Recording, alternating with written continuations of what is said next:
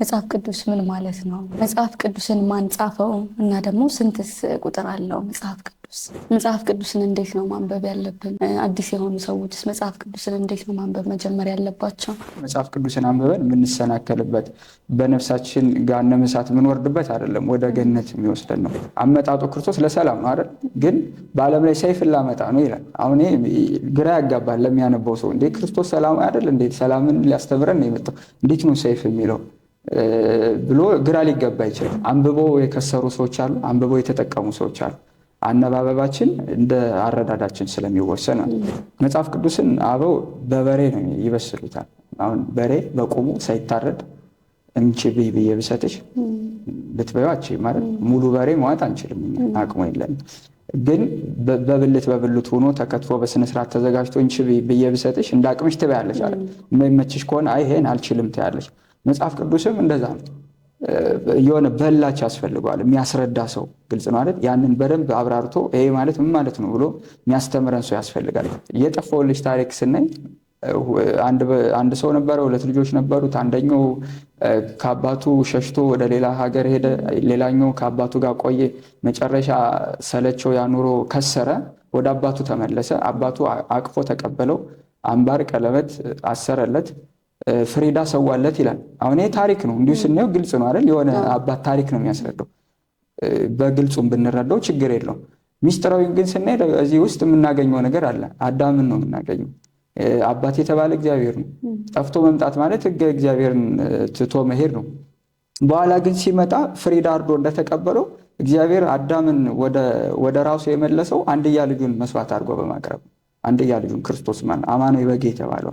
በነገራችን ላይ እኛ የዓለም ጨው ተብለን ተገልጸናል። የዓለም ጨው ናችሁ ይላል። እናንተ የዓለም ብርሃን ናችሁም ይላል መጽሐፍ ቅዱስ። አሁን ብርሃን፣ ጨው ምናምን የሚሉት ቃሎች ጨው ወጥ እንደሚያጣፍጠው ዓለምን ማጣፈጥ አለብን። ዓለምን የምናጣፍጥበት ቅመም ደግሞ አንዱ ቃል እግዚአብሔር ነው፣ መጽሐፍ ቅዱስ ነው።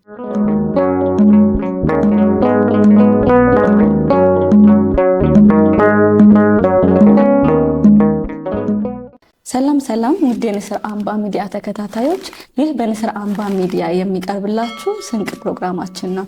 ዛሬ እንደተለመደው ስቱዲያችን አንድ እንግዳ ጋብዘናል። በሚኖረን ቆይታ ስለ ቅዱስ መጽሐፍ አንስተን እንነጋገራለን። አብራችሁን ቆዩ። እሺ እንግዳችን እንኳን ደህና መጣህ። እንኳን ደህና ቆያችሁኝ። ራስህን አስተዋውቅልንና ወደ ጥያቄያችን። ዲያቆን ጥጋቡ ወርቁ እባላለሁ። የባህር ዳር ፈለገ ገነት ቅዱስ ጊዮርጊስ ካቴድራል ሰንበት ትምህርት ቤት ዋና ጸሐፊ ነኝ። ስለ ቅዱስ መጽሐፍት ነው የምንነጋገረው። ጥያቄዎች ይኖራሉ፣ ያነሳን እንነጋገርበታለን። ወደ መጀመሪያው ጥያቄ ልለፍና መልካም። እንግዲህ መጽሐፍ ቅዱስ የምንለው ከሁለት ስርወ ቃላት ነው የመጣው፣ መጽሐፍና ቅዱስ ከምንላቸው ማለት ነው። ሁለት ጥምር ቃል ነው። ስለዚህ መጽሐፍ የምንለው በአንድ ጥራዝ ውስጥ ተሰብስቦ የተዘጋጀ ማንኛውንም ጽሑፍ መጽሐፍ እንለዋለን። ያ መጽሐፍ ደግሞ አሁን ከዚህ ከምናነሳው ርዕስ አንጻር ቅዱስ የሚል ስያሜ ሲሰጠው የተለየ የከበረ ማለት ነው። ይህ ማለት ያ መጽሐፍ የተለየ የከበረ ከሌሎቹ መጽሐፍት የተለየ መጽሐፍ ነው ማለት ነው። እንደ ሌሎቹ ተራ ያልሆነ መጽሐፍ ለማለት ነው። ያው ከዚህ በፊት ሌሎች መጽሐፍት ስላልነበሩ መጀመሪያ መጽሐፍ ቅዱስ መጽሐፍ ብቻ ነበር የሚባል። አሁን አንዳንድ ሰዎች ሲናገሩ እንዲህ ይላል መጽሐፉ ይላሉ አይደል? መጽሐፉ መጽሐፍ እያልን ነበር የምንጠራው። ግን በኋላ መጽሐፍት እየበዙ ሲሄዱ ልቦለዶች ሊሆን ይችላሉ፣ የሌሎችም ሰዎች ስራዎች ሲበዙ ቅዱስ የሚል ቅጽል ተቀጸለለት ማለት ነው። ያም በያዘው ቃል ምክንያት ቅዱስ ተብሏል፣ የተለየ መጽሐፍ ስለሆነ። እሺ ዲያቆን፣ ቅዱስ መጽሐፍ ከሌሎች መጽሐፎች በምን ይለያል? ከልቦለዶች ሊሆን ይችላል እና ከሌሎች መጽሐፍት በምንድን ነው የሚለየው? መልካም። እሺ እንግዲህ መጽሐፍ ቅዱስን ቅድም እንዳልነው የተለየ መጽሐፍ ነው ብለናል። ከስያሜውም የተለየ የሚል ነው የሰጠነው። የተለየ ያልንበት ምክንያት ብዙ ምክንያቶች አሉ። ቤተክርስቲያናችን መጻሕፍቶችን ስትከፍል ቅዱሳት መጻሕፍት የሚባሉ አሉ፣ እርኩሳን የምንላቸው አሉ፣ ምኑናን የምንላቸው ደግሞ ዝም ብሎ ለዓለማዊ ስራ የምንጠቀምባቸው አሉ። አሁን ለምሳሌ ትምህርት ቤት እንማራለን። ስንማር የሳይንስ መጽሐፎች አሉ። እነዛ ስጋዊ እውቀት ይሰጡናል፣ ግን ለነፍሳችን ምንም ጥቅም የላቸውም። እንደዚህ አይነት መጽሐፎች አሉ። ደግሞ አንበበናቸው የምንጎዳባቸው መጽሐፎች አሉ። ለምሳሌ የጥንቆላ መጽሐፍ፣ የኮከብ ቆጠራ መጽሐፍ ልናነብ እንችላለን። እነዛ መጽሐፎች ነፍሳችንን የሚጎዱ ናቸው። ይሄኛው መጽሐፍ ግን ከሌሎቹ የተለየ ነው። ቅዱስ የሆነ መጽሐፍ ነው። የሚለይበት ምንድን ነው ሲባል መጀመሪያ አስገኙ ነው። ይህን መጽሐፍ ያስገኘው በባህሪው ቅዱስ የሆነ እግዚአብሔር ነው። እግዚአብሔር በባህሪው ቅዱስ ነው። ቅድስናን ከማንም ያገኘው አይደለም፣ ማንም የሰጠው አይደለም። እገሌ ቅዱሱም ብሎ ወይም በእጅ ጭብጨባ በምርጫ በምናምን የሆነ አይደለም። እግዚአብሔር ቅዱስ የሆነ በባህሪው ራሱ ቅዱስ ነው። ያ በባህሪው ቅዱስ የሆነ እግዚአብሔር ቅዱስ የሆነውን መጽሐፍ አስገኝቷል። ቃሉ የእግዚአብሔር ስለሆነ በዚህ ምክንያት ቅዱስ ይባላል ማለት ባስገኘው ምክንያት። ሁለተኛ በጸሐፊዎች ምክንያት ነው። ይህን መጽሐፍ ከእግዚአብሔር ተቀብለው የእግዚአብሔር መንፈስ ቅዱስ እየመራቸው የጻፉት ሰዎች ቅዱሳን ናቸው። ሕይወታቸው አስተማሪ ነው። ተራ ሰዎች አይደሉም። በስጋዊ ሕይወት የኖሩ አይደለም፣ ወይም ደግሞ ለስጋቸው ሲለፉ ከርመው የቆዩ ሰዎች አይደሉም። ለነፍሳቸው የሚጥሩ ቅዱሳን ንጹሐን ሰዎች ናቸው። ለእግዚአብሔር የተለዩ ወገን የሚባሉ ሰዎች ናቸው የጻፉት እና በጸሐፊዎቹ ምክንያት ነው። ሁለተኛው ሌላ የያዘው ይዘቱን ስናየው ቃሉ ራሱ ወደ ቅድስና የሚመራ ነው። ይህን አንብበን መጽሐፍ ቅዱስን አንብበን የምንሰናከልበት በነፍሳችን ገሃነመ እሳት የምንወርድበት አይደለም። ወደ ገነት የሚወስደን ነው። ወደ ተመረጠው ወደ ቅዱሱ ቦታ እንድንሄድ ወደ እግዚአብሔር እንድንቀርብ የሚያደርገን ስለሆነ የያዘው ይዘቱ ራሱ ቅዱስ ስለሆነ ቅዱስ ይባላል ማለት እና ከሌሎቹም በዚህ ይለያል። ሌሎቹ ወደ ቅድስና አይመሩንም። ሌሎቹን እግዚአብሔር አላስገኛቸውም። ሌሎቹን ቅዱሳን እነዚህ ሰዎች አልጻፏቸውም። ሌላ ይሄ መጽሐፍ በእድሜ ርዝማኔው ራሱ ከሌሎች መጽሐፍት ይለያል። የመጀመሪያው መጽሐፍ ቅዱስ ነው። ለምሳሌ መጽሐፈ ሄኖክ ነው ከመጽሐፍ ቅዱስ ውስጥ ረዥሙ በእድሜ የምንለው መጽሐፈ ሄኖክ ነው። ማንም ጸሐፊያን ሳይጽፉ በፊት መጽሐፍ ቅዱስ ተጽፏል። እነ ቅዱስ ሄኖክ መጽሐፍ ጽፈዋል ማለት ነው። ስለዚህ በእድሜ ርዝማኔም ሌሎችን ይበልጣቸዋል። የሌሎች ወላጅ አባት ነው ማለት እና በእነዚህ ምክንያቶች ከሌሎች መጽሐፍት ይለያል። እሺ፣ መጽሐፍ ቅዱስን ማን ጻፈው እና ደግሞ ስንትስ ቁጥር አለው መጽሐፍ ቅዱስ? እሺ፣ መልካም። እንግዲህ መጽሐፍ ቅዱስ ጸሐፊዎቹ ቅዱሳን ሰዎች ናቸው። ቅዱሳን ሰዎች ከራሳቸው ልብ አንቅተው ሳይሆን እንደ ግል ፈጠራቸው ሳይሆን የጻፉት መንፈስ ቅዱስ እየመራቸው እሱ ያዘዛቸውን ጽፈዋል። እነዚህ ሰዎች በቁጥር ከ40 በላይ ናቸው። ከ40 በላይ የሆኑ ቅዱሳን ሰዎች ጽፈውታል። ለምሳሌ አሁን ስማቸውን መጥቀስ ብንፈልግ እነ ቅዱስ ሙሴን፣ እነ ኢያሱን፣ እነ ሳሙኤልን፣ ከአዲስ ኪዳን ደግሞ እነ ቅዱስ ጳውሎስን፣ እነ ቅዱስ ማቴዎስን፣ እነ ማርቆስን፣ እነ ዮሐንስን መውሰድ እንችላለን። እነዚህ ሰዎች ናቸው የጻፉት መጽሐፉን ማለት ነው። እነዚህ ሲጽፉት እነዚህ ሰዎች ተነጋግረውም የጻፉት አይደለም። አንድ ላይ ተሰብስበው ለምሳሌ ሙሴ ሲጨርስ ኢያሱ ከዛ ሳሙኤል እያለ የጻፉ አይደለም። አንዱ በቅደም ተከተል የጻፉ አይደለም። በተለያየ ቦታ ነው የጻፉት፣ በተለያየ ሁኔታ። በቋንቋ ራሱ ላይገናኙ ይችላሉ። በዘመን ሁሉ በመልክዓ ምድር ላይገናኙ። ለምሳሌ ሙሴ በሲና ነው የጻፈው። እነ ቅዱስ ማቴዎስን ብንወስድ ደግሞ አዲስ ኪዳን የነበሩ ሰዎች ናቸው። አኗኗራቸው ይለያል ማለት ነው። አንዱ አንዱን ተነጋግሮ እንዲህ ብለን እንጻፍ እንዲናርገው ተባብለው ሳይሆን በተለያየ ሁኔታ ሆኖ እነዚህ ከ40 የሚበልጡ ቅዱሳን አበው ጽፈውታል ማለት። ሌላ ይሄ መጽሐፍ ብዛቱ 81 ነው። አጠቃላይ የመጽሐፍት ቁጥር 81 ነው። 81 ስንል 81 ብቻ ማለት አይደለም። ወይም ደግሞ አሁን አንዳንዴ 81 ተብሎ የሚታተም መጽሐፍ አለ አይደል? ገበያ የምንገዛው 81 የሚባል መጽሐፍ አለ። ስንቆጥር እንደዚህ በኦርደር 81 ማለት አይደለም። የራሱ የሆነ የቤተክርስቲያን ያቆጣጠር ስርዓት አለ። ከአንድ ላይ የሚቆጠሩ አሉ፣ በነጠላ የሚቆጠሩ አሉ። 3-4 መጽሐፍት ከአንድ ላይ ይዘታቸው አንድ ስለሆነ ብቻ አንድ ላይ ሊጨመሩ ይችላሉ እና 81 ናቸው የመጽሐፍቱ ብዛት። እነዚህ 81 መጽሐፍት ደግሞ የራሳቸው የሆነ አከፋፈል አላቸው በውስጣቸው ማለት ነው። እንዴት ነው የምንከፍለው? መጀመሪያ ብሉይና አዲስ ብለን እንከፍለዋለን። ብሉይ የምንለው የቆየ የጥንት ስምምነት ማለት፣ ኪዳን ማለት ውል ስምምነት ማለት ነው። ሐዲስ ኪዳን ማለት ነው፣ ሐዲስ ማለት አዲስ ማለት ነው። አዲስ ውል ስምምነት ነው። ብሉይ የምንለው ዘመን ጌታችን መድኃኒታችን ኢየሱስ ክርስቶስ ከመወለዱ ዘመን በፊት የነበረው ነው። አዳም አባታችን ከበደለ በኋላ ከ5 ቀን ተኩል በኋላ ከልጅ ልጅ ተወልጄ አድናለሁ ብሎታል በመጽሐፈ ቀለሜንጦስ እንደተጻፈው። ስለዚህ ያን ቃል እየጠበቀ 5500 ዘመን ያክል ታግሶ ጠብቋል። ያ ዘመን የብሉይ ኪዳን ዘመን የጥንት ዘመን። ሐዲስ ኪዳን የምንለው ደግሞ ወልደ አብ ወልደ ማርያም የምንለው ጌታችን መድኃኒታችን ኢየሱስ ክርስቶስ ከተወለደ ጀምሮ ያለው አዲሱ የምስራች ወንጌል የሚሰማበት ሰው። አሁን የጥንት ቅዱሳን ቢጸድቁ እንኳ ጽድቃቸው እንደ መርገም ጨርቅ ተቆጠረ ነው የሚለው። ያ ማለት አንድ ሰው ጻድቅ በመሆኑ መንግስተ ሰማያት አትከፈትለትም ነበረ። ገሃነመ እሳት ነው የሚገባው ወይም ሲኦል ነው የሚገባው። በሐዲስ ኪዳን ግን እንደዛ አይደለም። ጽድቅ የሰሩ ሰዎች፣ በክርስቶስ ኢየሱስ ያመኑ ሰዎች አምነው ስራ የሰሩ በቸርነቱ መንግስተ ሰማያትን ይወርሳሉ። የሚወርሱበት እድል ተሰጥቷቸዋል። አዲሱ ኪዳን ይለያል ከዛኛው ማለት። የብሉይ ኪዳን ሰው አንድ ለምሳሌ ቢበድል በእንስሳት መስዋዕት ነው የሚታረቀው ከእግዚአብሔር። ርግብ ሊሆን ይችላል፣ ዋኖስ ሊሆን ይችላል፣ ከከብቶች አንዱ ሊሆን ይችላል። ሰውቶ ከእግዚአብሔር ጋር ይታረቃል። ወይም ደግሞ ስንዴ ንጹህ የሆነውን መባ ለእግዚአብሔር አቅርቦ ከእግዚአብሔር ጋር ይታረቅ ነበረ። ያ ጊዜያዊ ፈውስ ነው የሚያሰጠው። ሐዲስ ኪዳን ላይ ግን ክርስቶስ ራሱ መጥቶ መስዋዕት ሆኖ በመስቀል ተሰቅሎልን ስለ ሁላችን ደሙን አፈሶ ስጋውን ቆርሶ አዲስ ኪዳን ሰጥቶናል። አሁን በሱ የሚያምኑ ሁሉ ከስጋው ደሙ እየተቀበሉ በሱ አምነው በክርስቶስ ደም ከኃጢአታቸው ይነጻሉ ማለት ያ አዲስ ውል ነው። አሁን ገነት ክፍት ናት፣ መንግስተ ሰማያት ክፍት ነው፣ ሰዎች መግባት ይችላሉ ማለት። ጥንት ግን እንደዛ አልነበረም። ያን ብሉይ ኪዳን እንለዋለን ማለት።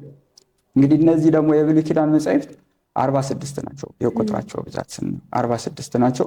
የሐዲስ ኪዳን መጻሕፍት ደግሞ 35 ናቸው። አጠቃላይ ብዛታቸው ማለት ስንደምረው 46 እና 35 81 ይመጣል ማለት። እነዚህ 46ቶቹ መጻሕፍት የብሉይ ኪዳኖቹ በይዘት እና ከጻፊያቸው አንጻር ስያሜ ይሰጣቸዋል። ለምሳሌ አሁን 5ቱን ብቻ የሙሴ መጻሕፍት የሕግ መጻሕፍት ብለን መጥራት እንችላለን። ይዘታቸውን ስናየው ስለ ሕግ ነው።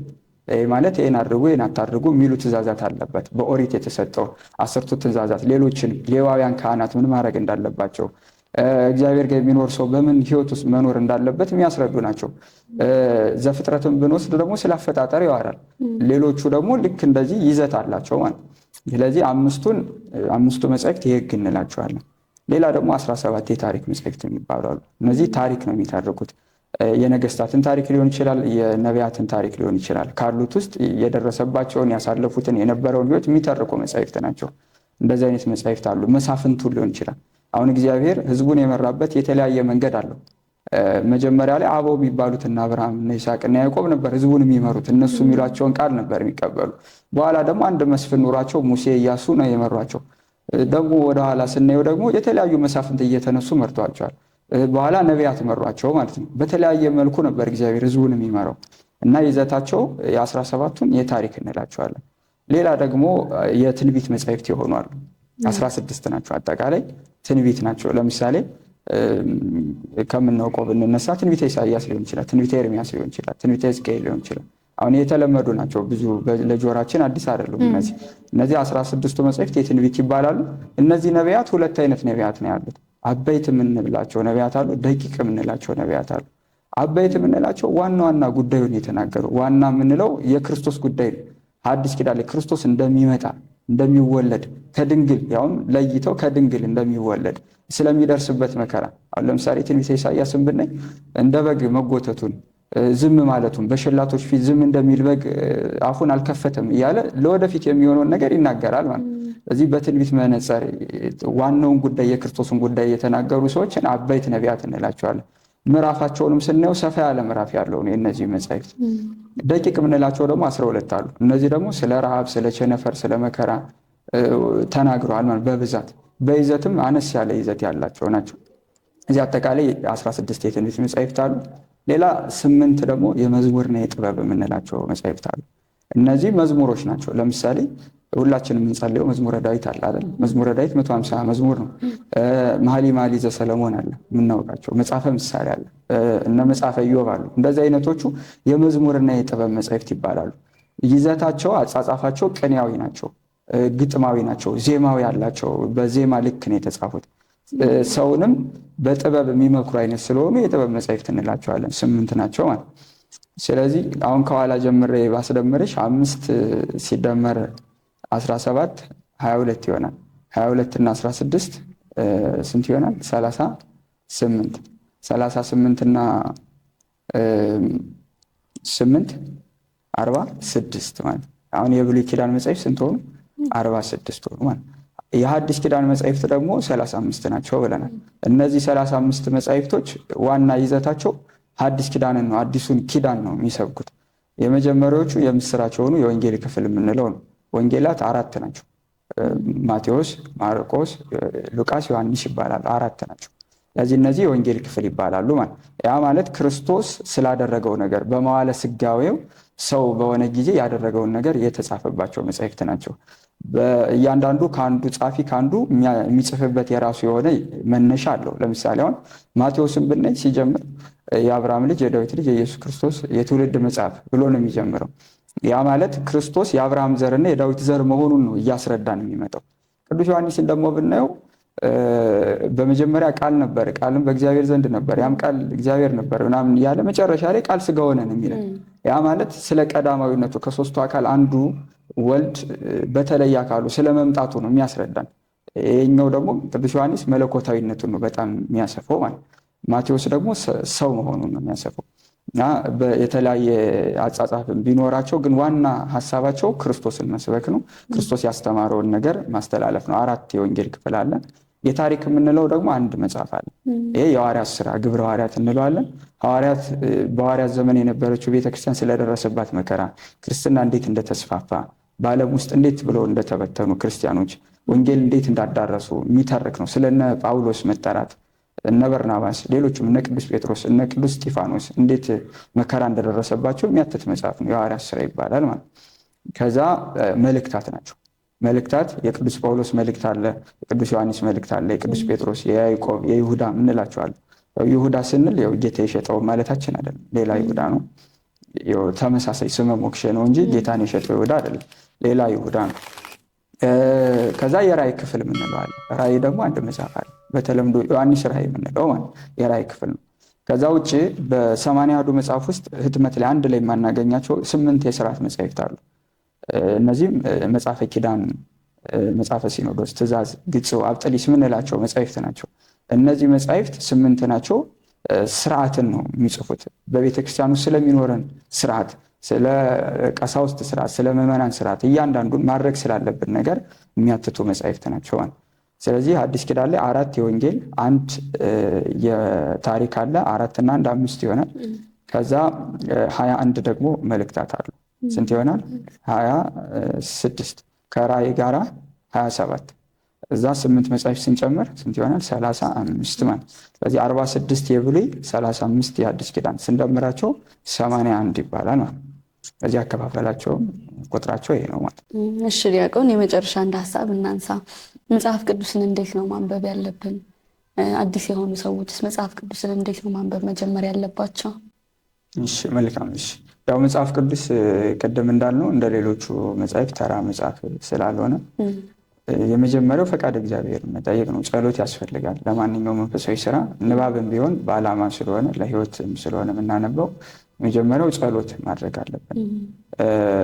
ጸሎት ካደረግን በኋላ አንዳንድ ለማንበብ መጀመሪያ ማወቅ ያሉብን ነገሮች አሉ። መጽሐፍ ቅዱስን ከማንበባችን በፊት አንደኛ መጽሐፍ ቅዱስ የተጻፈበትን ባህል ማወቅ አለብን። በምን ባህል ነው የተጻፈው? ካልቸሩን ማለት ነው። የዕብራውያን ባህል ነው መጽሐፍ ቅዱስ የሚከተለው። ያ ማለት እንደ ኢትዮጵያውያን አይደለም። አንዳንድ አነጋገሮችን ስናያቸው ከኛ ጋር የማይመሳሰሉ ነገሮች አሉ። በኋላ ንባቡ ስንገባ ግራ ልንጋባ ስለምንችል ማለት። ለምሳሌ አሁን የኛ ሀገር እረኛ በግ የሚጠብቅበትና የዕብራውያን በግ ጠባቂ አንድ አይነት አይደለም ስርዓታቸው። ለምሳሌ የኛ ሀገር እረኛ ሲጠብቅ ከፊት በግ ያደርጋል፣ ከኋላ ሆኖ እየነዳ ነው የሚሄደው። በዕብራውያን ባህል ግን እረኛው ከፊት በጎች ከኋላ ነው የሚከተሉት። ግልጽ ነው አይደል? ያ ማለት እረኛቸው መዓዛውን እያሸተቱ ይለዩታል በጠረኑ። ውሃ ሲፈልጉ በትሩን ይተክልላቸዋል። እዛ ቦታ ላይ ሳር መጋት ካለባቸው መጠጣት ካለባቸው ይጠጣሉ፣ ይግጣሉ። በትሩን ሲያነሳ ደግሞ ተከትለውት ይሄዳሉ። ጌታችን ሲያስተምር በጎች ድምፄን ይለዩኝ ያውቁኛል ብሏል። ያ ማለት የእረኛቸውን ድምፅ ያውቃሉ። እና አንዳንድ ባህሎችን፣ አጻጻፍ ዘይቤዎችን የዕብራውያንና የእኛን ባህል ለይቶ ማወቅ ያስፈልጋል። መጽሐፍ ቅዱስ በእነሱ ባህል ስለተጻፈ ማለት። ከዛ በኋላ እነዚህን ባህሉን፣ ቋንቋውን የተወሰነ መረዳቱ ካለን ወደ ንባቡ ስንመጣ የመጀመሪያው ቀለል ካለው ብንነሳ በቤተክርስቲያናችን የጸሎት ሰዓታት አሉን አይደል? 7 የጸሎት ጊዜያት አሉን። ከነዛ ውስጥ እንደው 7ቱን እንኳን የማይጠቀም ሰው ጠዋትና ማታ እንኳን ቢጸልይ አብሮ መጽሐፍ ቅዱስ ማንበብ አለበት። ጠዋት ሲጸልይ ማታም በሚጸልይበት ጊዜ አብሮ መጽሐፍ ቅዱስን ማንበብ አለበት። በፕሮግራም አንድ ምዕራፍ ሊሆን ይችላል፣ የሆነ ቁጥር ሊሆን ይችላል። ያንን አድርጎ ማንበብ መጀመር አለበት ማለት። ከዛ ኮንቲኒቲ የሚመጣው በመቀጠሉ የሚመጣው አንድ ከማስታወሻ ከመያዝ ነው። ሁለተኛ ራሱ መጽሐፉ አጻጻፉ ኢንተረስቲንግ ነው፣ ሳቢ ነው፣ የስነ ጽሑፋዊ ውበት አለው፣ ለማንበብ ይጋብዛል። ቀጣዩ ምን ይሆን ብሎ ያጓጓል። በየቀኑ ስናነበው አዲስ ሚስጥር ነው የምናገኘው። ያን ወደ መሳብ ይወስደዋል። ማስታወሻ መያዝ የሚያስፈልገን ብዙ ጥቅም አለው። አንዳንዴ የማይገባን ጥያቄ ሊኖር ይችላል። እዛው በእኛ መረዳትና ቤተክርስቲያን የምትለው መረዳት ይለያያል። አሁን መጽሐፍ ቅዱስ የምንተረጉመው በግል መረዳታችን አይደለም። ቤተክርስቲያን እንደምትለው ነው የምናምነው እንጂ እኛ በግላችን አይደለም። አታዩም። አንዳንድ ምዕራፎች ስንከፍት አጀማመራቸው ሁሉ ግራ ሊያጋባን የሚችል ሊኖር ይችላል። አሁን ለምሳሌ በሶስተኛው ቀን በቃና ዘገሊላ ሰርግ ሆነ ብሎ ይጀምራል። ገና አንዱ ምዕራፍ ስከፍቸው በሶስተኛው ቀን በቃና ዘገሊላ ሰርግ ሆነ ይላል። ሶስተኛው ቀን ምንድነው? ምን ከሆነ ነው እና የሚለው ጥያቄ ሊሆንብን ይችላል። በስድስተኛው ቀን ወደ ተራራ ይዟቸው ወጣ ይላል። በስምንተኛው ይዟቸው ወጣ ይላል። አሁን አጀማመሩ የሆነ ቁጥር ከፊት የሆኑ ከ8 ቀን ወይም ከ6 ቀን ወይም አሁን 3 ቀንም ካልን በፊት የተፈጸሙ ታሪኮች አሉ ማለት እና ጥያቄ የሚሆኑብንን ማስቀመጥ ማለት። ለምሳሌ ጌታችን ራሱ ሲያስተምር ምን ይላል? እኔ ምንድነው ለሰላም አልመጣሁም ይላል። ለምሳሌ ወንጌልን ሰይፍ ብሎ ነው የሚጠራው እና አመጣጡ ክርስቶስ ለሰላም ነው አይደል? ግን በዓለም ላይ ሰይፍ ላመጣ ነው ይላል። አሁን ግራ ያጋባል ለሚያነበው ሰው። እንዴ ክርስቶስ ሰላም አይደል? እንዴት ሰላምን ሊያስተምረን ነው የመጣው? እንዴት ነው ሰይፍ የሚለው ብሎ ግራ ሊገባ ይችላል። ያንን ጥያቄ ይጽፍና ለመምህራን ይሄ ምን ማለት ነው እስቲ አስረዱኝ፣ ቤተክርስቲያን ምን ብላ ነው የምታረጉመው ወይም ቃል ብሎ ወደ መረዳት ይመጣል ማለት። ስለዚህ ማስታወሻ መያዝ ያስፈልጋል። ከዛ ውጭ ስናነብ አሁን ብዙ አይነት አንባቢ አለ። በጣም ያነባለ ስልቹ የሆነ ሰው አለ። ረጅም ነገር የማይመቸውም ሰው አለ። ይዘት መርጠን ማንበብ አንዱ ተመራጭ ነው። ይዘት ለምሳሌ ማርያም የሚል ርዕስ ሊሆን ይችላል ዛሬ የምናነበው። ማርያም የሚል ርዕስ ስናነብ 8 ማርያም እናገኛለን መጽሐፍ ቅዱስ። እመቤታችን ማርያም አለች፣ ሌሎች ማርያሞች አሉ። አሁን ርዕሳችን ማርያም የሚል ርዕስ ይዘን በይዘት ተመሳሳይ የሆኑትን መርጦ ማንበብ ማለት ነው። ስለዚህ ልክ እንደዚህ ይዘት መርጠን ልናነብ እንችላለን። ሌላኛው በቅዳሴ ሰዓት በእሁድ አሁን አብዛኛው ቅዳሴ ሰንበት ያስቀድሳልና የሚነበብ የወንጌል ክፍል አለ። ከሚነበቡት ውስጥ በግጻዊው መሰረት ይሄ ይነበብ ብላ ቤተክርስቲያን ታስተምረዋል። ከሚነበበው ንባብ ከሚነበበው መልእክት ከወንጌሉም ከምስባኩም ያን ምዕራፍ ይዞ ያን ማንበብ በዕለቱ ማለት ከዕለቱ ተግባር ጋር የሚሄደው። ለምሳሌ ሰው ስንክሳር ያነባል አይደል? በዕለቱ የሚውለውን። ሌላኛው እንዳልኩት መረዳታችን ማስተካከል አለብን። በግላችን መተርጎም የለብን። አንብበው የከሰሩ ሰዎች አሉ፣ አንብበው የተጠቀሙ ሰዎች አሉ። አነባበባችን እንደ አረዳዳችን ስለሚወሰን መጽሐፍ ቅዱስን አበው በበሬ ነው ይበስሉታል። አሁን በሬ በቁሙ ሳይታረድ እንቺ ብዬ ብሰጥሽ ልትበያች ማለት ሙሉ በሬ መዋጥ አንችልም፣ አቅሙ የለን። ግን በብልት ሆኖ ተከትፎ በስነ ስርዓት ተዘጋጅቶ እንቺ ብዬ ብሰጥሽ እንደ አቅምሽ ትበያለሽ አይደል? የማይመችሽ ከሆነ አይ ይሄን አልችልም ትያለሽ። መጽሐፍ ቅዱስም እንደዛ ነው።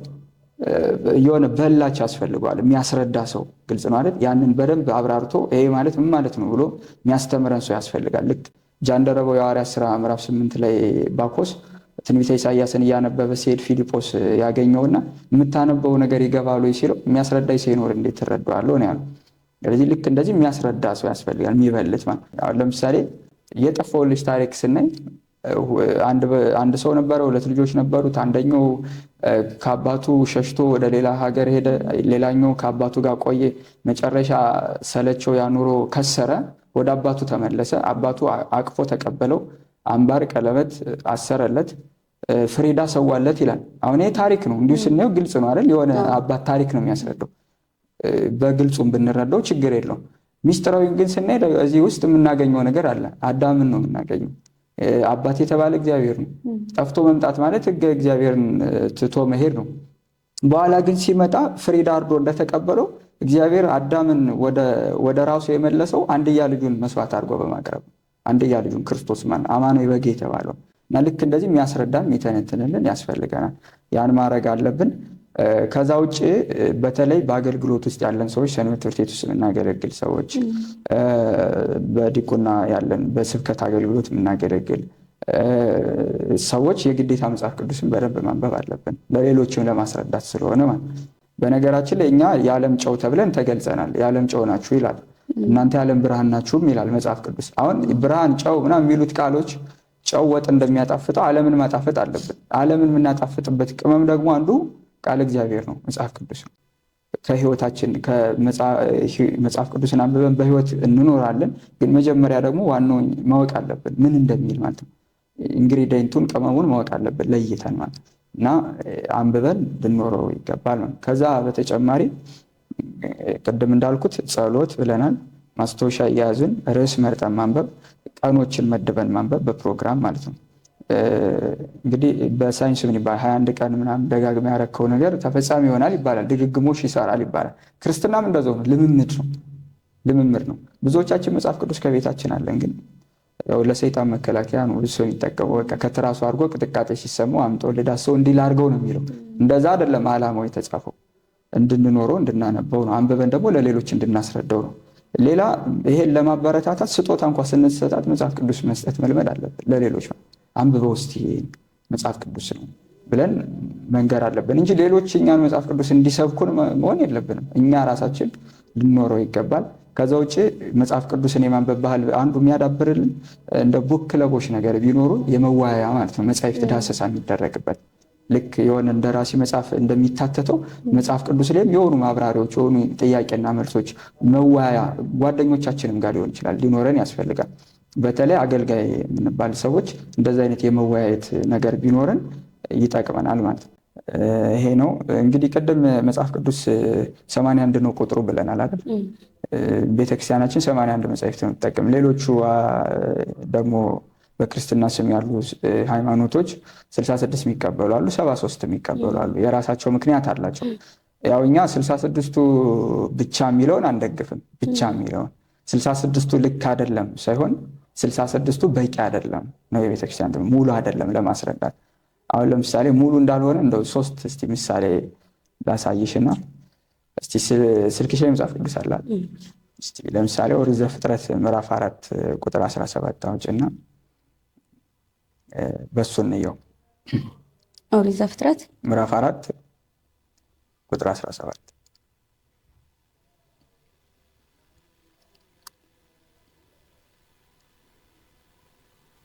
ምዕራፍ 4 ቁጥር 17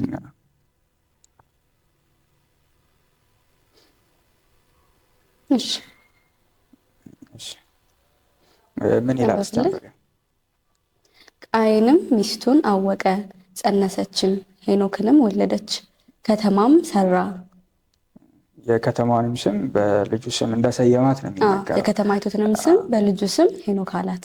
አሁን ቀደም ስንነጋገር መጽሐፍ ቅዱስን የሚያብራራ ያስፈልጋል ምናምን ስንል ነበርና ልክ አሁን አንድ ሰው ገና ኦሪት ዘፍጥረት የመጀመሪያው መጽሐፍ ቅዱስ ክፍል ነው ገና እንደገለጸ የሚያገኘው ነው። ምዕራፍ 4 ላይ ማቆም ሊጀምር ነው ማለት ነው። በ66ቱ የሚሄድ ከሆነ ምዕራፍ 4 ቁጥር 17 ላይ የሚያስረዳን ቃየል ሚስት እንዳገባ እንዳወቃት ልጅ እንደወለደች በልጁ ስም ከተማው እንደሰየማት ያስረዳናል። ግን ከላይ ያሉት ታሪኮች የሚነግሩን አዳምና ሔዋን እንደተፈጠሩ በገነት እንደኖሩ ዕፀ በለስን በልተው ከገነት እንደወጡ በኋላ አዳምና ሔዋን አቤልና ቃየልን እንደወለዱ ነው የሚነግረን እንጂ ስለሌሎቹ ፍጡራን የሚያስረዳ ነገር የለውም። ሌላ ሰው ይኑር አይኑር አይገልጽም። ያሉት ሰዎች እነዚህ ሰዎች ናቸው፣ 4 ሰዎች ማለት ነው።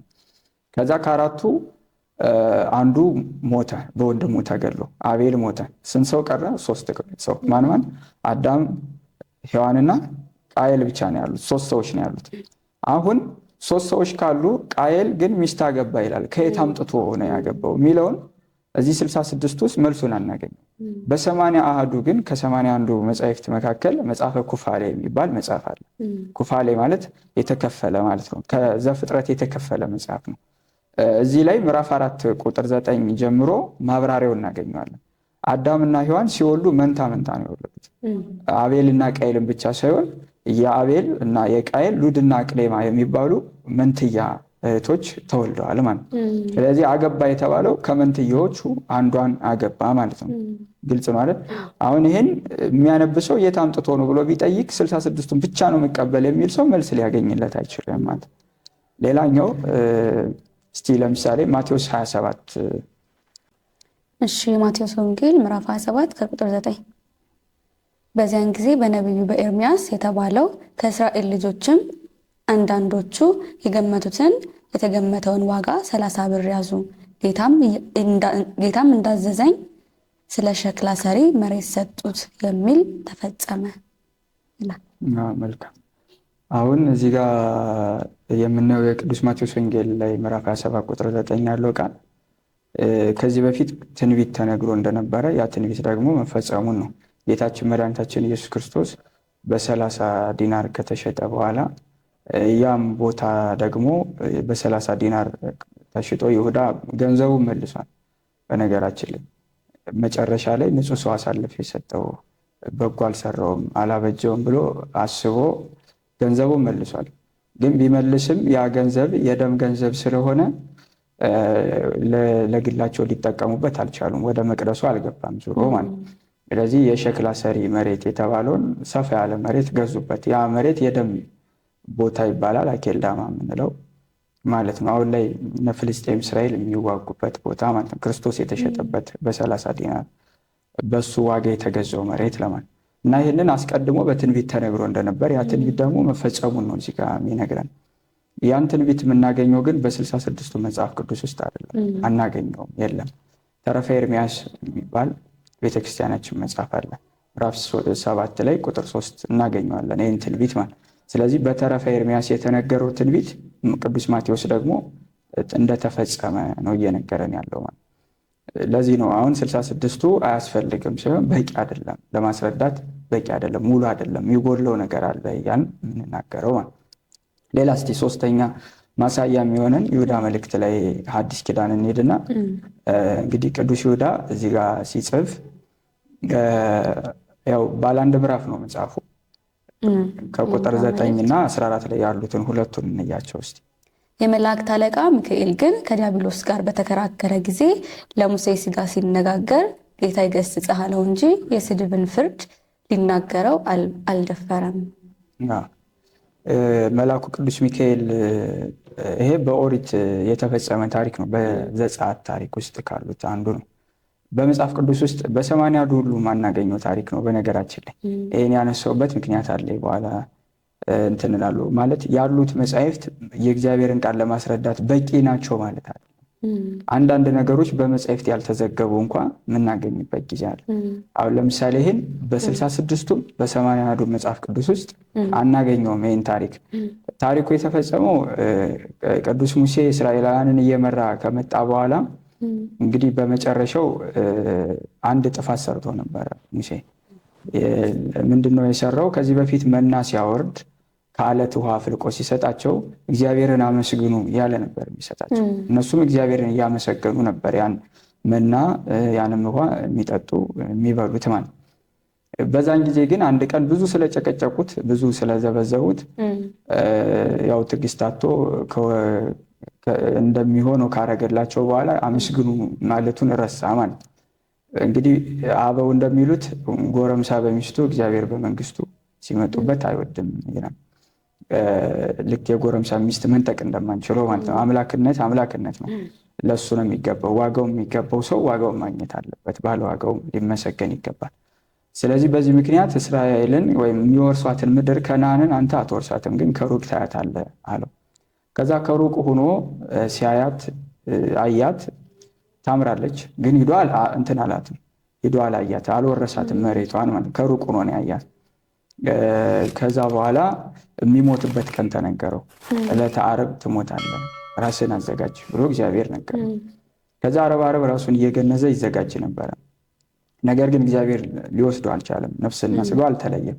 በቃ አንድ ቀን መቼም እግዚአብሔር ወይ ትቶኛል ወይ ይቅር ብሎኝ ነው ብሎ አስቦ እንዲሁ በነፃነት ሲንቀሳቀስ ሁለት ሰዎች መቃብር እየቆፈሩ ያገኛቸዋል። ከዛ ሙሴ የዋህ ስለሆነ ልግዛችሁ እስቲ ምንድነው ብሎ ያግዛቸዋል። በኋላ ጥያቄ መጠየቅ ይጀምራል። እንደው ልኩ ባይሆን ስለሚቀበረው ሰው አረጋግጣችሁታል ይላቸዋል። እንደው አንተን ነው የሚያክለው እስቲ ግባና ለከው ይሉታል። ይገባል፣ በዛው ይቀብሩታል ማለት ነው። እኒህ ሰው መስለው የሚታዩት መላእክት ነበሩ። ከዛ እግዚአብሔር የሙሴን መቃብር ሰወረው። ለምንድን ነው የሰወረው? እስራኤላውያን እንዳያመልኩት ነው። እስራኤላውያን አይደለም ሙሴ እንኳ በሲና ተራራ ከእግዚአብሔር ጋር 10ቱን ቃላት ለማምጣት ጽላት ለመቀበል በሄደበት ጊዜ የጥጃ ምስል ሰርተው በወርቅ በብር አስጊጠው ሲሰግዱለት ነው የነበሩ። ያገኙትን ሁሉ ነው የሚያመልኩት። መልከኛ ርግብ እንኳ ቢያዩ ደስ ይላቸው። ያንን ነው የሚፈልጉት። እና ሙሴ ደግሞ ባህር ከፍሎ አሻግሯቸዋል፣ መና ያወርዳል፣ ከአለት ውሃ ያፈልቃል። ታምር የሚሰራ ሰው ነው፣ መሪያቸው ነው። 40 ዓመት ሙሉ ያውቁታል እሱ። ስለዚህ ሊያመልኩት ነው። እግዚአብሔር ደግሞ ሙሴን አምልከው ከሚጠፉ የሙሴን መቃብር ባያውቁት ይሻል።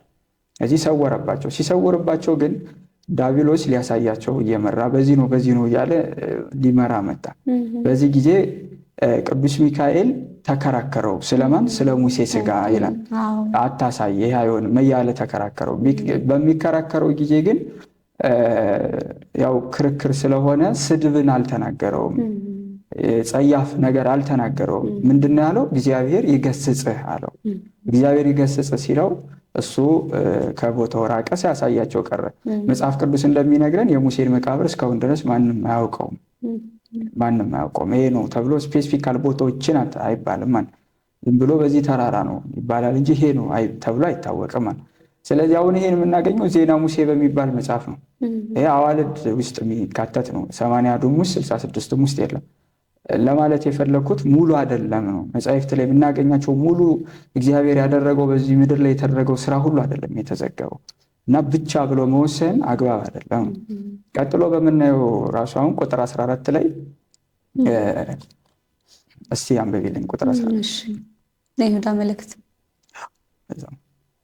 ከአዳም ጀምሮ 7ኛ የሆነ ሄኖክ እነሆ ጌታ በሁሉ ላይ እንዲፈርድ በኃጢአተኝነትም ስላደረጉት ስለ ኃጢአተኛ ስራቸው ሁሉ አመፀኛዎችን ኃጢአተኞች በእርሱ ላይ ስለተናገሩ ስለ ጭከና ነገር ሁሉ ኃጢአተኞች ሁሉ እንዲወቅስ ከአእላፋት ቅዱሳኑ ጋር መጥቷል ብሎ ለእነዚህ ደግሞ ትንቢት ተናገረ። አሁን ይሄ በመጽሐፈ ሄኖክ ውስጥ ተጽፎ የምናገኘው መጽሐፈ ሄኖክ ውስጥ ያለ ሀሳብ ነው። ነገር ግን 66 ብቻ የሚሉ ሰዎች መጽሐፈ ሄኖክን አይቀበሉም። ይሁዳን ግን ይቀበላሉ። የይሁዳ መልእክት ላይ ደግሞ ምን እያለን ነው? ይሄ አሁን እኔ የምናገረው ቃል በሄኖክ መጽሐፍ ተጽፏል፣ እንዲህ ተብሎ ተጽፏል ብሎ እየነገረን ነው። ነገር ግን እንዲህ ተብሎ የተጻፈበትን እንደ ማጣቀሻ የተጠቀሰውን መጽሐፍ ግን አንቀበልም ሲሉ ይደመጣሉ ማለት ነው። እና በእነዚህና ብዙ ብናነሳ በመጽሐፍ ቅዱስ ውስጥ ብዙ የምናገኛቸው ሀሳብ አሉ። 66ቱ ሙሉ የማይሆንባቸው ማለት 80 አሃዱ ግን ለሃይማኖት ማስረጃ በቂ ነው፣ ምላት አለው፣ ለመገነዛዘብ ይበቃል እንጂ እግዚአብሔር ቃል በ81 መጽሐፍም ተወስኗል ማለትም አይደለም። ቅዱስ ዮሐንስ ምዕራፍ 20 ላይ ዮሐንስ ወንጌል ምዕራፍ 20 ላይ እንደተቀመጠው እግዚአብሔር ያደረገው ነገር ሁሉ በመጽሐፍ ተጽፎ ቢቀመጥ ያው ምድር ባልበቃው፣ እጽዋትን እንኳን እንደ ብዕር እንደ እስክሪብቶ ብንጠቀማቸው፣ ባህርን ቀለም አድርገን ብንጠቀመው ጽፈን መጨረስ አንችልም። እና በእኔና ባንቺ ህይወት እንኳ የሰራው የእግዚአብሔር ስራ ብዙ ነው፣ ተጽፎ የሚያልቅ አይደለም። ስለዚህ ሁሉ አልተጻፈም። ለመዳን የሚበቃው ግን ተጽፏል። ለድነት የሚበቃል ለመዳን የሚያስፈልገንን ዋናውን ጉዳይ ተጽፏል። ክርስቶስ እንኳ ያደረገው ነገር እኮ ሙሉ በሙሉ በመጽሐፍ ቅዱስ አልተጻፈም። በመዋዕለ ሥጋዌ ማለት ለምሳሌ ጌታችን እስከ 30 ዓመቱ ምን ሲሰራ ነበር ብሎ አንድ ሰው ቢጠይቅ እዚህ መጽሐፍ ቅዱስ ውስጥ ማስረጃ መጥቀስ አንችልም። እስከ 30 ዓመቱ ምን ሲሰራ ነበር እስኪጠመቅ ድረስ ቢባል ይሄን ሰራ ብለን መጥቀስ አንችልም፣ ወይም አልተጻፈም እዚህ መጽሐፍ ቅዱስ ላይ። ግን በአዋልድ መጻሕፍት በታምረ ኢየሱስ በሌሎችም እናገኘዋለን ምን እንደሰራ ማለት። ከ30 ዓመቱ ራሱ ከ30 ዓመት እስከ 33 ዓመት ባስተማረበት እንኳን እቺ የ3 ዓመቷ ስብከት ሐዋርያትን ሲያስተምራቸው እንኳን ሁሉ አይደለም የተጻፈው። ለምሳሌ ከተነሳ በኋላ እንኳን የኤማሁስ ተጓዦችን ሲያገኛቸው ብዙ ነገር ነገራቸው ይላል። መጻሕፍትን ስለሱ የተነገረበት ትንቢት የተነገረውን በኦሪት ያለውን አስረዳቸው ይላል። ምን ብሎ አስረዳቸው የሚለው ግን እዛ ጋር የለም። እንዲህ ብሎ አስረዳቸው፣ እንዲህ ያለው እንዲህ ብሎ አብራራው አይልም፣ ግን አስረዳቸው ይላል። ግልጽ ነው አይደል? እና ሁሉም ነገር የተጻፈ አይደለም። አንዳንዱ ነገር በሐዋርያት ተሰምቶ የቀረም ሊኖር ይችላል፣ ሙሉውን ያልጻፉልን ሊኖር ይችላል። ግልጽ ነው። ግን ለመዳን ይሄ ግን በቂ ነው። ክርስቶስን ለማወቅ ወደ እግዚአብሔር መንግስት ለመግባት በቂ ነው። እምነት ኑሮን ስራ ሰርተን በጸጋው ለመዳን በእግዚአብሔር መንግስት ለመግባት በቂ ነው ማለት ነው ያለው። እና ቤተክርስቲያን ለዛ ነው 80ዱን የምትቀበለው። እንደ መጨረሻ እንግዲህ ይህን ርዕስ ስናነሳ ስለ መጽሐፍ ቅዱስ ስለሆነ መጽሐፍ ቅዱስ ታላቅ መጽሐፍ ነው። በዓለም ውስጥ በጣም ተነባቢ መጽሐፍ ነው። ብዙዎቹ ያነቡታል። አማኝም ሆነ የአማኝ አሁን ላይ ተገደልም ቢሆን በአፕሊኬሽንም በምንም መጥቷል። አናነብም እንኳ ብንል ራሱ መተግበሪያው ይህን ሰዓት ሆኗል፣ የእግዚአብሔር ቃል የምታነብበት ሰዓት ነው ንቃ እያለ ያነቃናል። እና በባጃጆች በምኑም እንኳ የእግዚአብሔርን ቃል ተጽፎ እናገኘዋለን። አናነብም አልሰማንም ማለት አንችልም። እና ለወደፊት የእግዚአብሔርን ቃል አልሰማሁም፣ አልተሰበከልኝም፣ መጽሐፍ ቅዱስ አላነበብኩም የሚል አመክንዮ ማቅረብ አንችልም። ስንፍናችን ብቻ ነው የሚቀረው። እና መጽሐፍ ቅዱስን እናንብብ እንደ ክርስትና። በግቢ ጉባኤያትን በሰንበት ትምህርት ቤትም ያለን ወጣቶች በክርስቲያኖች በህይወታችን ያለን መጽሐፍ ቅዱስን ማንበብ አለብን። እግዚአብሔርን የምናውቅበት መንገድ ነው። እግዚአብሔርን ሀሳብ እንረዳ። የእግዚአብሔር ልቡ መጽሐፍ ቅዱስ ነው፣ ሌላ አይደለም። ልቡ ማለት እንግዲህ ልብ ውስጥ ምንድን ነው ያለው? ሀሳብ ነው አይደል? የእግዚአብሔርን ሀሳብ የምንረዳው እዛ ነው። እግዚአብሔር ምንድን ነው የሚፈልግ ብሎ አንድ ሰው ቢጠይቅ መጽሐፍ ቅዱስን አንብብ፣ ምን እንደሚፈልግ እዛ ላይ ተጽፏል። እንዲፈልጋለሁ ብሏል ተብሎ ይጠቆማል ማለት ነው። እና እሱን እናንብብ። አሁን ላይ ደግሞ ያለን ወጣቶች ያለንበትን ዘመን መዋጀት አለብን። መጽሐፍ ዘመኑን ዋጁ ይላል አይደል? ብዙዎች እንኳን በተሳሳተ መንገድ ውስጥ ነው ለዛ ለተሳሳተ መንገዳቸው ቆመው ማስረጃ እየጠቀሱ ባሉበት ዘመን እኛ እውነተኛው መንገድ ላይ ቆመን መጻሕፍትን አለማንበብ ማለት ስንፍና። አሁንም መምህር ገሌን እንጠይቅ እንደዚህ ምናምን ማለት የለብንም። እንደው ጠፋኝ ምዕራፉ ምናምን ማለት የለብንም። ዴይሊ እንዳልነው በጸሎት ሰዓታችን በተለይ ማንበብ አለብን። በነገራችን ላይ የጸሎት ስርዓቱ እንኳ ሲሰራ መጽሐፍ ቅዱስ እንድናነብ ተደርጎ ነው የተሰራው። ለምሳሌ አሁን የዳዊትን መዝሙር እንጸልያለን። መጽሐፍ ቅዱስ እኮ ነው የዳዊት መዝሙር 150ውን ማለት ነው። በ7 ዕለት ተከፍሎ እንጸልያለን። የቅዱስ ዮሐንስ ወንጌል 21 ምዕራፍ እኮ ይጸልያል። 21 ምዕራፍ ልጆች ሆነን አቡጊዳ ስንማር ሀሁ ስንማር እኮ ወንጌል ዮሐንስ መልእክት ዮሐንስ ብለን ቆጥረናል፣ ተምረናል። ቤተክርስቲያን አንዱ እንድናነብ መንገዱን ሰርታልናለች። ከዛ እኛ ደግሞ ያን እያየን መንገዱ ከተከፈተ በዛ መፍሰስ ነው፣ በአባቶች ፍሰት መፍሰስ ነው። እና እንድናነብ መነሳሳት ይገባናል ለማለት ነው። ልክ ለፊክሽን ለሳይንስ መጽሐፎች የምንሰጠውን ትኩረት፣ ለፍልስፍና የምንሰጠውን ያክል እዛም በላይ ለመጽሐፍ ቅዱስ እንስጥ። ምክንያቱም የህይወት የሚሰጠን ወደ መንግስተ ሰማያት የምንገባበት መጽሐፍ ነው። ጽድቅን ነው የሚመራን፣ መልካም ነገር ነው የሚያሳየን። ሌላ በተለይ ተስፋ መቁረጥ ውስጥ ያለን ሰዎች ካለን ይህ በቃ እንደው ኃጢአቴን እግዚአብሔር ይቅር አይለኝም ተስፋ ቆርጫለሁ ምናምን የምንል ሰዎች ካለ መጽሐፍ ቅዱስ እናንብብ። ብዙዎቹ መጽሐፍ ቅዱስ ውስጥ ያሉ ሰዎች ከመበደል ነው የመጡት፣ ወደዚህ የተለወጡ ሰዎች ታሪክ ነው ያለው መጽሐፍ ቅዱስ። ህይወታቸውን አይተን ከሆነ የኔ ህይወት እኮ ቤተክርስቲያን አካባቢ አይደለም፣ እኔ ክርስትናው የለኝም የምንል ሰዎች ራቅ ያልን እንደ ዓለማዊ ነኝ እንዲህ ነኝ የምንልም ሰዎች ተስፋ ቆርጠን እንዳንቀር መጽሐፍ ቅዱስ እናንብብ። ምክንያቱም እነዛ ሰዎች አብዛኛዎቹ እኮ ከመልካም ቦታ የመጡ አይደለም፣ ከሆነ ህይወት የመጡ ናቸው። ለምሳሌ መግደላዊት ማርያምን ማየት እንችላለን። መግደላዊት ማርያም በመጽሐፍ ቅዱስ ውስጥ ያለች ነው። እንደ ባለሽቷ ማርያም ማየት እንችላለን። በዘማዊነት ህይወት ውስጥ የነበረች ሴት ናት። እነ መግደላዊት ማርያም አጋንንት የነበረባቸው ሰዎች ናቸው። መጽሐፍ ቅዱስ ውስጥ የተለወጡ ሰዎች ነው፣ ጠፍተው የተገኙ ሰዎች ነው። የተናቁ ሰዎች ሲከብሩ ነው የምናገኘው። እኔ የተናኩ ነኝ አረባም እግዚአብሔር እንደሱ አይቆጥረኝ የምንል ሰዎች ካለን ደግሞ እነ ዳዊትን ማየት እንችላለን። ከረኝነት ነው ንጉሥ ሲሆኑ የምናገኝ። ያን ግን የምናገኘው የት ነው? መጽሐፍ ቅዱስ ውስጥ ነው። ልጅ አልወልድም መካን ነኝ እንዲህ ነኝ ብለን የምናስብ ካለን የእነ ሐናን ታሪክ ያስረዳናል መጽሐፍ ቅዱስ። መካኒቱ 7 ወለደች ነው የምትለው። ቀንዴ በእግዚአብሔር ፊት ከፍ ከፍ አለ ትላለች። ግልጽ ነው አይደል? እና ያንን ማንበብ አለብን። ሌላ እያነበብን ያለን ሰዎች ደግሞ በግላችን መጽሐፍ ቅዱስን መተርጎም ማቆም አለብን። እንደ ቤተክርስቲያን ሀሳብ ነው። ሆሊስቲክ ናት ቤተክርስቲያን፣ የግል ትርጓሜ የላትም። እንግዲህ የሃይማኖት መምህራን የምንላቸው የአራቱ ጉባኤያት መምህራን አሉ። ብሉይ ሐዲስ የሚያስተምሩ መነኮሳት፣ ሊቃውንት የሚያስተምሩ ስንል ደግሞ ዝም ብሎ ገረፍ አይደለም። ንባቡን፣ ዘሩን፣ ትርጓሜውን በደንብ ይዘውታል። በአእምሯቸው ይዘው መጽሐፍ ቅዱስን በጭንቅላታቸው ያዙ አበው ያሉበት ቤተክርስቲያን ውስጥ ነው ያለን። እኛ እንደፈለግን መጽሐፍ ቅዱስን እንደው በግል አተያየታችን መተርጎም የለብንም፣ ወደ ክህደት ስለሚወስደን ማለት ነው። አንድ ሰው አረገ የሚባል ታሪክ አለ። አሁን መጽሐፍ ቅዱስን ሲገልጽ ይሁዳ ታንቆ ሞተ የሚል አገኘ። እዛ ቀጥሎ ደግሞ ሲገልጽ አንተም እንዲሁ አድርግ የሚል አገኘ። አሁን ይሁዳ ራሱን ስላጠፋ እኔም ላጥፈው ወደ ማለት ነው። ልክ እንደዚህ ሁሉ እኛም ዝም ብለን በግላችን ሀሳብ ከሆነ የምንተረጉመው ወደ ክህደት ስለምንሄድ መምህራንን ማማከር፣ ደግሞ ወደ ሃይማኖት ተቋማት እየሄድ መማር አለብን። ወደ ኮሌጆች፣ ወደ መንፈሳዊ ትምህርት ቤቶች ሄደን መጽሐፍ ቅዱስን እንድናውቅ ስለሚያነሳሱን ያን ብናደርግ። ብዙ ሰው የፍልስፍና መጽሐፍ እያነበበ ፈለሰፍኩኝ ይላል አይደል? እንትን ብያለሁ በርቶልኛል እንዲህ ይላል። አሁን የሆሾ መጽሐፍ ያነባል፣ የሆነ እውነት ያገኘ ይመስለዋል። ወይ ደግሞ የሆኑ የሳይኮሎጂ መጽሐፎች አንብቦ ያን ይደሰኩርልናል መጥቶ። ለምንድን ነው የመጽሐፍ ቅዱስ ቻሌንጅ የማንጀምረው? መጽሐፍ ቅዱስ የማንበብ የትኛውን ምዕራፍ አነበብከው? የትኛውን እስቲ ንገረኝ። እንደዚህ ማንል ልክ ፍቅር እስከ መቃብርን አንብቤያለሁ፣ ሀሽማልን እንትንን አንብቤያለሁ ብለን እንደምንናገረው መጽሐፍ ቅዱስን ይህ ምዕራፍ አንብቤያለሁ ማለት መጀመር አለብን ለማለት ነው። እግዚአብሔር ይስጥልኝ። እሺ ዲያቆን፣ እኔ ጋር ያሉ ጥያቄዎችን ጨርሻለሁ። ቀረ የምትለው ሀሳብ ካለ? ያው እንግዲህ ቀረ ያልኩት ያው ቅድም ብዬዋለሁ፣ ነካክቼዋለሁ። በጥቅሉ ያለንበትን ዘመን አውቀን መጽሐፍ ቅዱስ እናንብብ፣ ከመጽሐፍ ቅዱስ አንራቅ። እሺ ዲያቆን፣ እዚህ ድረስ መጥተህ ስለሰጠህን ትምህርት በእግዚአብሔር ስም እናመሰግናለን። እሺ ተመልካቾቻችን፣ ከዲያቆን ጥጋቡ ጋር የነበረን ቆይታ ይህን ይመስል ነበረ። በትምህርቱ 30-60 ዓመት ያማረ ፍሬ እንድናፈራ እግዚአብሔር ይፍቀድልን።